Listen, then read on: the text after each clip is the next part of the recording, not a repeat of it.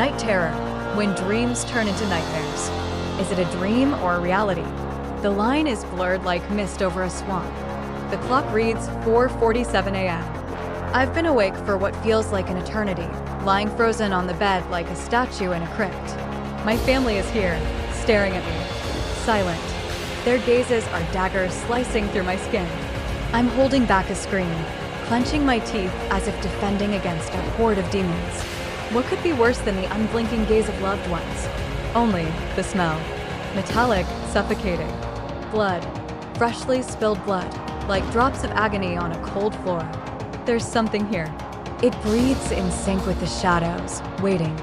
One wrong breath and the darkness will unleash like a wild beast. One step and claws will rip through reality like old fabric.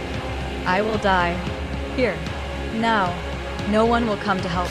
Only the echo of my screams will bounce off the walls like a silent ball.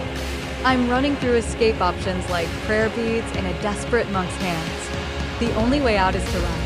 Run like a rabbit from a hound without looking back.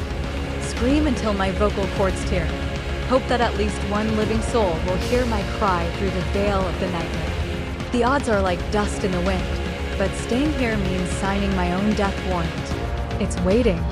Waiting for me to wake up like a spider waiting for a fly in its web.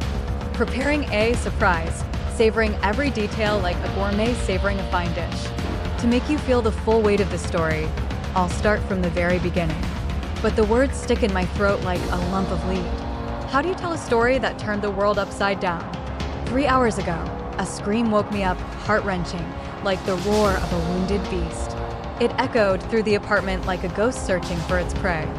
I forced myself to get up as if my legs were filled with lead. I reached the door and heard rustling, heavy footsteps, breathing that made my blood run cold. The darkness stirred like a snake ready to strike. I dashed to the bed, wrapped myself in the blanket like a shroud. It could kill me at any moment, just reach through the fabric of reality. I kept telling myself, it's a dream, just a dream. But nightmares don't listen to reason. Then, the door of my room creaked like a rusty knife on bone. I peeked from under the blanket and time stood still. Something was dragging the bodies of my loved ones into the room. Not human, not an animal, a creature from nightmares. Naked like primordial darkness. Eyeless, as if devoid of a soul. Forearmed like a demon from forgotten legends. Hunched under the weight of bodies, yet devilishly intelligent. It arranged them like pieces in a deadly chess game. Dad was seated on the floor, leaning against the bed.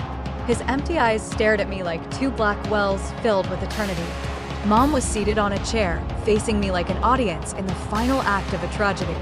My sister, my only sister, was placed on Mom's lap.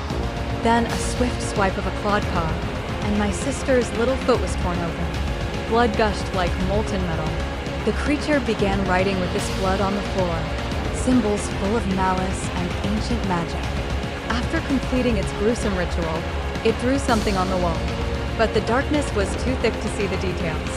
And now, this creature is sitting under my bed, sitting and breathing, waiting for my next move like a hunter waiting for a hare at the burrow, waiting to sink its bloody claws into me, tearing me apart like paper. Fear binds me like an icy chain. My eyes have adjusted to the darkness. I can read the writing on the wall, but my mind resists. It's afraid to know the truth, which is worse than any death. But the survival instinct whispers, look. No, except I look, and tears, hot like lava, stream down my cheeks, white as a sheet. On the wall is a pentagram woven from shadows and pain, and below it,